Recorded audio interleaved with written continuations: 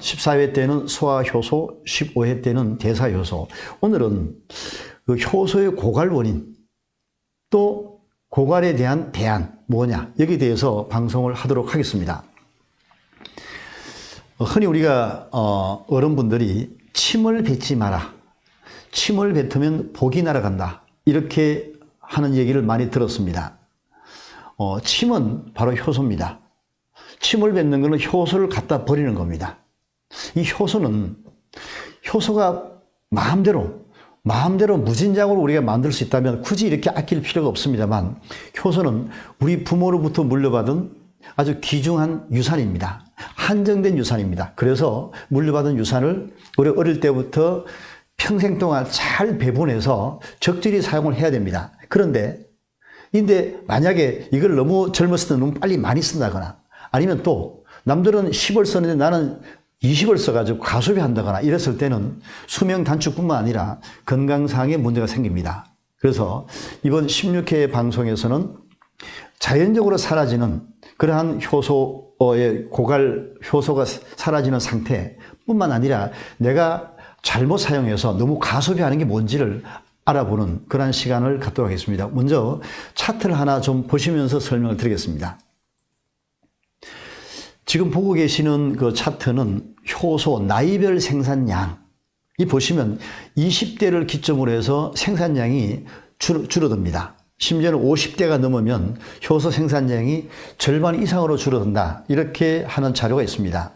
20대까지는 성장입니다. 10대와 20대까지는 우리 세포의 숫자도 늘어지고 우리 조직도 커지고 기관도 커지고 키도 크고 몸무게도 늘고 또 하는 역할도 많고 해서 효소의 생산량이 100 최고점에 달합니다. 20대가 지나면서 30대가 되면 효소량이 줄기 시작합니다. 40에 줄고 50에 줄고 60이 줄고 70에 줄고 80에 줄고 90이 줍니다. 효소가 줄어들었을 때 여러분 아마 느끼게 됩니다. 가장 효소가 줄어들어서 느끼는 건 뭐냐면, 술을 드셔보면 옛날에는 술을 먹었을 때 숙취가 빨리 끝났는데, 자고 나면 끝났는데 자꾸 숙취 기간이 길어집니다. 오후까지도 숙취에 연결되는, 바로 알코올을 분해하는 효소가 부족하기 때문입니다. 뿐만 아니라 피로가 회복이 잘 안 됩니다. 운동을 하더라도 금방 피로가 회복되는데 20대 전에는, 이제 30대가 지나면서 피로 회복이 안 되는 이유, 우리가 운동을 열심히 하면은 피로 물질, 젖산이 내 근육에 쌓입니다. 그걸 분해해서 밖으로 해독하는 것이 바로 효소입니다. 그러한 피로 물질이 빨리 해독이 안 된다는 것.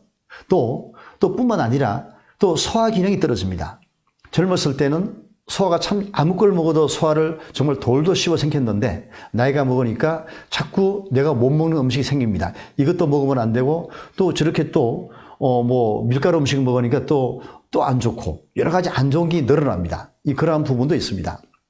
다 효소 부족입니다. 또 나이가 드시게 되면 이 정상적인 혈관이 자꾸 좁아집니다. 혈관에 쌓이는 이러한 여러 가지 독소 물질들, 이러한 부분들이, 혈류를 방해하는 물질들이 효소 부족으로 이 분해해서 밖으로 끄집어내는 작용이 적기 때문에 혈관이 좁아짐으로 해서 여러 가지 혈압도 높아지는 경우가 있고, 당뇨도 생기고, 또 중요한 우리가 살이 찝니다. 우리가 충분히 먹은 음식을 효소에 의해서 분해해서 에너지를 사용돼야 되는데, 이런 분해하는 부분들이 늦어짐으로 해서 자꾸 나이가 먹으면서 나이살이라고 하는 지방이 축적이 돼가는 그러한 부분이 바로 효소입니다. 자, 지금 말씀드린 것은 어쩌면 자연적인 그러한 현상입니다. 자연적으로 효소는 사용이 됩니다만, 제가 오늘 좀 짚어드리고자 하는 것은 과소비입니다. 이런 자연적인 현상이 아니라 내가 생활 습관이 잘못돼서 효소 10만 쓰면 되는데 15를 쓰는 과소비, 뭐가 과소비인가? 거기에 대해서 한번 알아보도록 하겠습니다. 자, 첫 번째 효소의 과소비는 바로 스트레스입니다. 스트레스를 받게 되면 효소는 극도의 과소비가 이루어집니다. 효소의 고갈이 이루어집니다. 흔히 우리가 스트레스를 받았을 때 밥을 먹으면은, 짜장면을 먹으면은 취할 수 있습니다. 그러나 기분 좋을 때는 아무리 먹어도 괜찮습니다. 우리가 스트레스를 받아서 술을 먹으면 더 취하고 더 몸에 해가 있습니다만, 기분 좋게 먹는 술은 또 괜찮습니다. 자, 스트레스를 받게 되면 당장의 우리 호르몬의 변화, 다시 말해서 아드레날린 호르몬이 나와서 우리 온몸을 경직시킵니다. 우리 몸은 부드럽게 신진대사 활동을 해야지 살아가는데 스트레스로 인해서 몸이 경직됐을 때 이 몸을 억지로 잡아 돌리기 위해서 우리 효소의 분비량은 극대화됩니다. 불필요하게 극대화됩니다. 그래서 우리가 항상 우리가 이 스트레스로부터 효소를 관리할 과속을 이루지 않기 위해서는 항상 우리가 감사하는 마음, 배려하는 마음, 그런 마음을 가지셔야 됩니다. 그래서 우리가 항상 이 감사하는 마음을 가졌을 때 우리 효소는 과소비를 줄일 수 있다. 자, 첫 번째. 자, 두 번째 과소비는 바로 운동입니다. 운동을 너무 안 해고 너무 안 하는 사람이나 너무 과도하게 하는 분들, 이런 두 부류들은 바로 효소의 과소비가 이루어집니다. 운동을 너무 안 하면 그야말로 우리 몸의 신진대사가 어렵습니다. 마찬가지로 스트레스와 같이 신진대사를 돌리기 위해서 우리 효소는 과소비가 이루어집니다. 또 한편으로 너무 많이 운동을 하게 되면 숨을 헐떡일 만큼, 숨이 찰 만큼 하다 보면 당연히 이 피로물질도 많이 쌓입니다. 그 피로물질을 해소하는 그러한 분해하는 효소의 과소비가 이루어지고, 또 한편으로 더 중요한 부분, 이 헐떡거리는 호흡 속에서 산소를 불필요하게 더 많이 흡수하게 됩니다. 그야말로 산소 과식이 됩니다. 산소를 많이 들어마시게 되면 1% 상당히 잘하시는 활성화됩니다.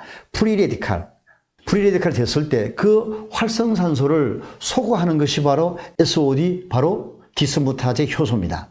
그래서 우리가 운동을 너무 가격했을 때 피로물질을 해독하는 효소 고갈뿐만 아니라 또 산소를 통해서 산소량의 증가 비례해서 만들어지는 활성산소 때문에 더 많은 SOD와 같은 이런 효소가 사라지기 시작합니다. 그래서 우리가 운동은 유산소 운동이 좋습니다. 다시 말해서 호흡은 거칠지 않고 내가 근육 운동을 할 수 있는 그런 걷기라든지 아니면 수영이라든지 그다음에 자전거 타기, 등산, 이렇게 편안한 상태에서 하는 운동, 이런 운동은 대단히 도움이 됩니다. 한 가지 더 말씀드리면 우리 호흡법이 대단히 중요합니다. 우리 호흡법, 특히 여러분 아시는 그런 어떤 요가법, 호흡법입니다. 또 단전호흡, 그 다음에 또 복식호흡, 여러 가지 호흡법은, 호흡법의 공통된 점이 뭐냐 하면 호흡을 천천히 하는 겁니다. 한마디로 숨을 천천히, 산소를 적게 마시는 법이, 이게 바로 호흡법입니다. 건강 호흡법입니다. 그래서 우리가 단전호흡 할 때도 들숨을 천천히 들이쉬고 또 날숨도 천천히 내쉬고, 이렇게 함으로 해서 우리가 적은 양의 산소를 들이마심으로 해서 또 적은 양의 활성산소를 만들고, 그러므로 해서 우리가 과소비를 줄이고 효소를 아낄 수 있다. 그런 분입니다. 우리 마음도 마찬가지입니다. 마음도 항상 평정심을 가지고 편안하게 이렇게 생활하면은, 네, 산소를 적게 마실 수 있습니다만 스트레스를 받을 때는 또 숨도 흥분됐을 때, 이럴 때 또 한편 또 이렇게 산소의 그 과잉 흡입으로 우리 효소 고갈이 이루어진다. 이렇게 두 가지 말씀을 드렸고요. 자, 마지막 효소의 과소비는 바로 음식에서 이루어집니다. 첫째, 과식입니다. 음식을 많이 먹게 되면 많이 먹은 만큼 소화 효소가 그만큼 많이 고갈이 이루어집니다. 그래서 소식은 장수식이다. 소식을 하면 오래 산다. 자, 그렇다고 해서 소식하라고 한다고 해서 그냥 대책 없이 적게 먹는 게 능사는 아닙니다. 적게 먹는다 하더라도 우리가 필요한 5대 필수 영양소는 반드시 먹어야 되고, 이 골고루 먹어야 됩니다. 그래서 소식하라. 과식은 절대 금물. 소식을 하더라도 필요한 영양소는 반드시 먹어주는 그런 식사법이 필요합니다. 그리고 먹는 거에서 또 이 과식만큼 우리가 피해야 될 게 뭐냐 하면 바로 짜고 달고 기름진 것입니다. 짜고 달고 기름진 것들은 우리 효소가 일을 못합니다. 다시 말해서 우리가 효소가 있어도 아무리 먹어줘도 짜버리면은 효소가 하는 일이 사실상 멈출 수 있습니다. 우리 효소는 이 활성 단백질 때문에 장내 pH와 굉장히 밀접한 관계가 있습니다.